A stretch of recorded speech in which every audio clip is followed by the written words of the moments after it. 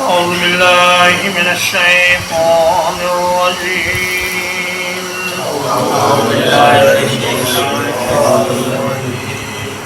له مقاليد السماوات والأرض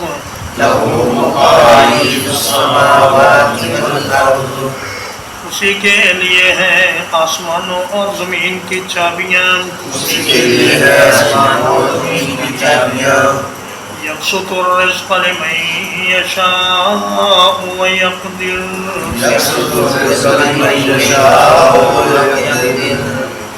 کھول دیتا ہے رزق جس کا چاہتا ہے اور تنگ کر دیتا ہے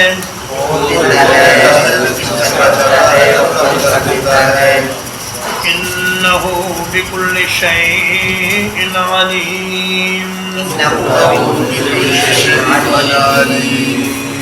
بلا شبہ وہ ہر ایک چیز کو خوب جاننے والا ہے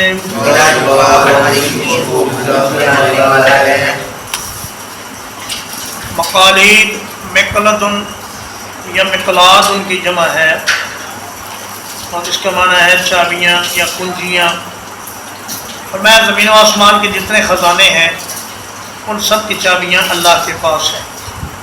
بعض اہل لغت نے یہ فرمایا کہ یہ اقلید ان کی جمع ہے۔ اقلید اصل میں فارسی لفظ قلید سے عربی آیا گیا ہے۔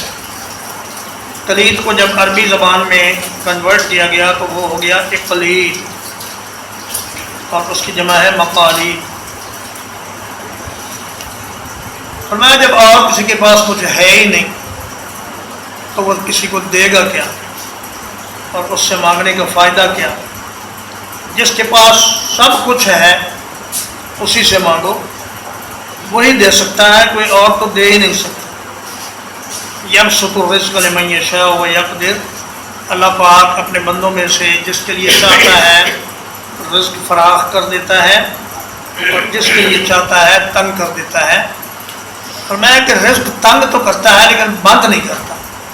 یہ اللہ پاک کا خصوصی کرم اور اس کا فضل ہے کہ وہ اپنی مخلوق میں ہر ایک جاندار کا رزق تھوڑا ہو یا زیادہ جتنا اس کے حصے کا ہے وہ اسے عطا فرماتا ہے، لیکن اس کا رزق بند نہیں کرتا۔ اس لیے رزق کی کمی اور بیشی پر پریشان نہیں ہونا چاہیے اور نہ ہی اترانا چاہیے۔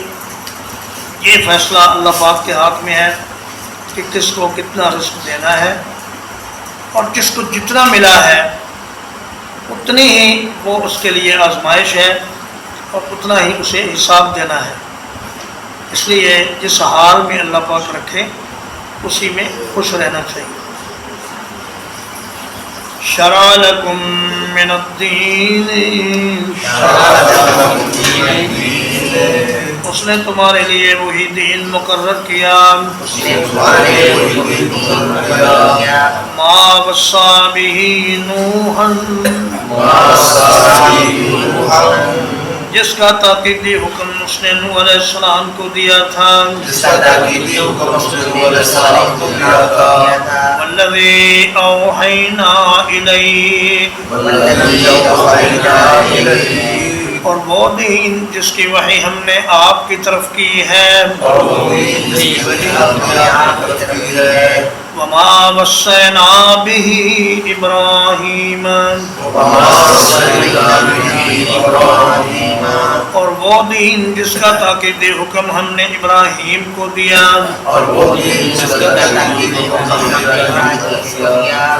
وموسیٰ وعیسیٰ، اور موسیٰ کو اور عیسیٰ کو دیا، ان اقیموا الدین، ایک دین کو قائم رکھو، ولا تتفرقوا فیہ، اور اس میں ٹکڑے ٹکڑے نہ ہو جاؤ، کبر علی المشرکین، بہت بھاری ہے مشرکین پر، ما تدعوہم الیہ، وہ چیز جس کی طرف آپ انہیں بلاتے ہیں، اللہ یجتبی الیہ من یشاء، اللہ تعالیٰ چن لیتا ہے اپنی طرف جس کو چاہتا ہے، وَيَهْدِي إِلَيْهِ مَن يُنِيبُ، اور اپنی طرف ہدایت اسے دیتا ہے جو رجوع کرے۔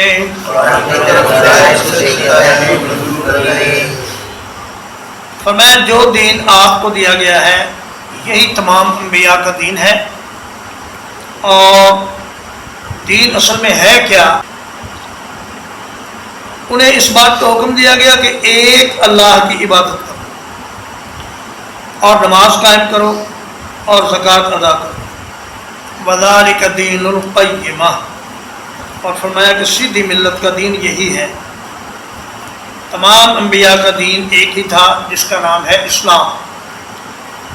شریعت کے احکام میں کچھ فرق تھا، جیسے نماز سب پر فرض تھی لیکن نماز کا طریقہ اور اس کے رکعات میں فرق تھا، زکوٰۃ سب پر فرض تھی لیکن اس کی مقدار اور اس کے طریقہ کار میں فرق تھا، روزہ سب پر فرض تھا لیکن ان کی تعداد اور ان کے طریقے میں فرق تھا۔ فرمایا لِكُلٍّ جَعَلْنَا مِنْكُمْ شِرْعَةً وَمِنْهَاجًا، اللہ پاک نے ہر ایک کے لیے ایک شریعت بنائی ہے اور ایک طریقہ کار بنایا ہے، لیکن بنیادی طور پر تمام انبیاء کا دین ایک ہی ہے، اور وہ ہے توحید باری تعالیٰ اور دین اسلام۔ اور ایمان بھی دین کا حصہ ہے۔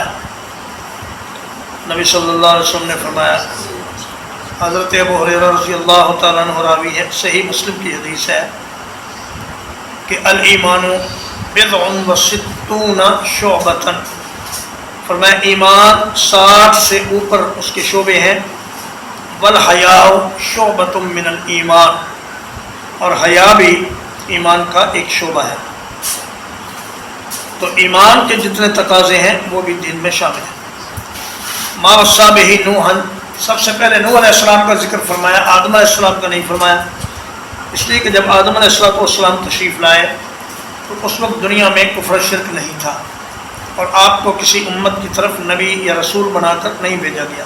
نبی تو تھے لیکن کسی خاص امت کی طرف نہیں بھیجے گئے، اور فرمایا کہ آپ کی طرف جو دین وحی کیا گیا وہی دین سب انبیاء کا تھا، اور ابراہیم علیہ السلام اور موسیٰ اور عیسیٰ علیہ السلام ان کا جو دین تھا وہی دین اللہ نے نبی صلی اللہ علیہ وسلم کو بھی دیا ہے۔ ابراہیم اس لیے فرمائے کہ تمام مشرکین عرب اپنے آپ کو ابراہیمی کہتے تھے، اور موسیٰ اور عیسیٰ علیہ السلام کا ذکر اس لیے فرمایا کہ یہودی اور عیسائی انہیں دو انبیاء کی امتیں کہلاتے تھے۔ فرمایا دین کو قائم رکھو اور اس میں اختلاف نہ کرو۔ اختلاف کی صورت یہ ہے، ایک تو یہ کہ دین کے کچھ حصے پر عمل کرنا اور کچھ کو چھوڑ دینا، یہ اختلاف کی ایک صورت ہے، اور دوسری صورت یہ ہے کہ قرآن و حدیث کے مقابلے میں اپنے بڑوں کی بات ماننا اور قرآن و حدیث کو پیچھے کر دینا، یہ بھی اختلاف کی ایک صورت ہے۔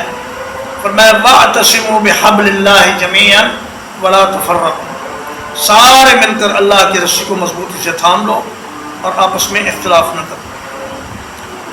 وَمَا تَفَرَّقُوا إِلَّا مِن بَعْدِ مَا جَاءَهُمُ الْعِلْمُ،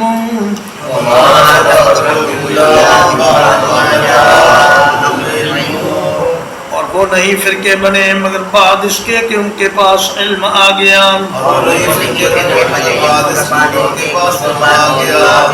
بغیم بینہم، آپس کی ضد کی وجہ سے، ولولا کلمۃ سبقت من ربک، اور اگر وہ بات نہ ہوتی جو آپ کے رب کی طرف سے پہلے طے ہو چکی، الی اجل مسمى، ایک وقت معین تک لقضی بینہم تو ان کے درمیان فیصلہ کر دیا جاتا. وَإِنَّ الَّذِينَ أُورِثُوا الْكِتَابَ مِن بَعْدِهِمْ اور وہ لوگ جو ان کے بعد کتاب کے وارث بنائے گئے لفی شک منہ مریب یقیناً وہ اس کے بارے میں ایک بے چین رکھنے والے شک میں مبتلا ہیں.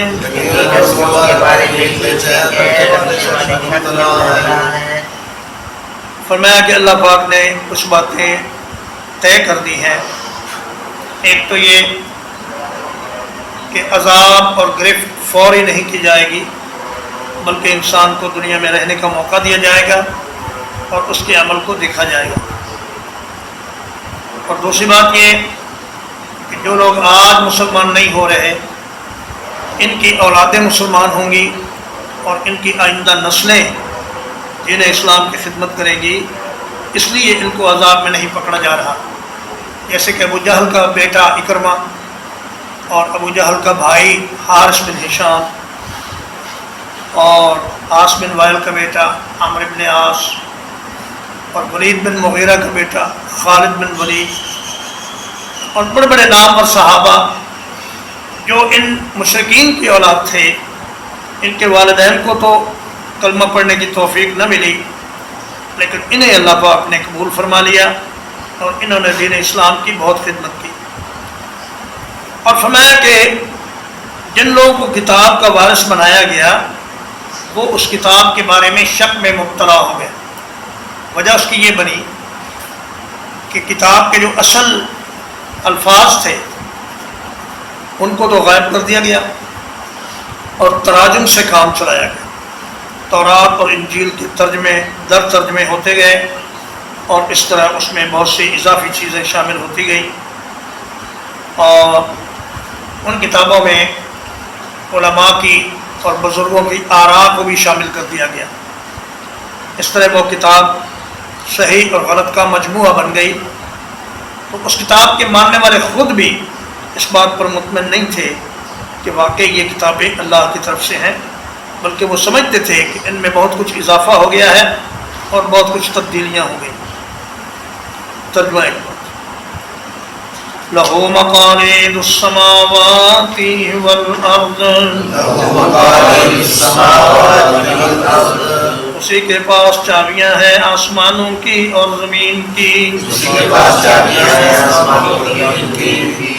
يبسط الرزق لمن يشاء ويقدر فراخ کر دیتا ہے رزق جس کے لیے چاہتا ہے اور تنگ کر دیتا ہے.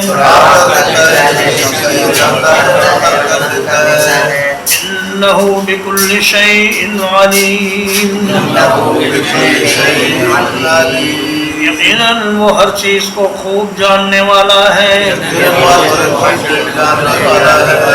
شرع لکم من الدین اس نے تمہارے لیے وہی دین مقرر کیا ہے. ما وصى به نوحا جس کا اس نے تاکیدی حکم دیا تھا نوح علیہ السلام کو. والذی اوحینا الیک اور وہ دین جس کی وحی ہم نے آپ کی طرف کی ہے. وما وصینا به ابراہیم اور جس کا تاکیدی حکم ہم نے ابراہیم علیہ السلام کو دیا. وموسیٰ وعیسیٰ اور موسیٰ اور عیسیٰ علیہ السلام کو دیا. ان اقیموا الدین یہ کہ دین کو قائم رکھو. ولا تتفرقوا فيه اور اس میں اختلاف نہ کرو کبر علی المشرکین بہت بھاری ہے مشرکین پر وہ بات ما تدعوہم الیہ جن کی طرف آپ انہیں بلاتے ہیں اللہ یجتبی الیہ من یشاء اللہ پاک چن لیتا ہے اپنی طرف جسے چاہتا ہے وَيَهْدِي إِلَيْهِ مَن يُنِيبُ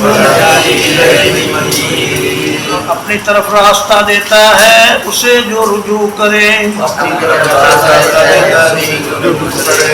وَمَا تَفَرَّقُوا إِلَّا مِن بَعْدِ مَا جَاءَهُمُ الْعِلْمُ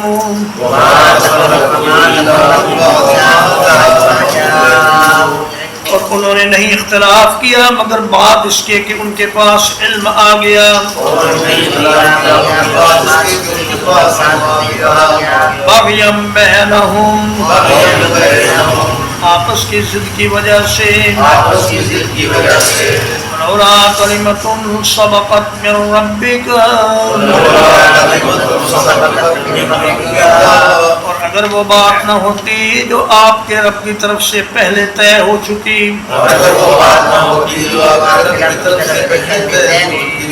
الی اجل مسمى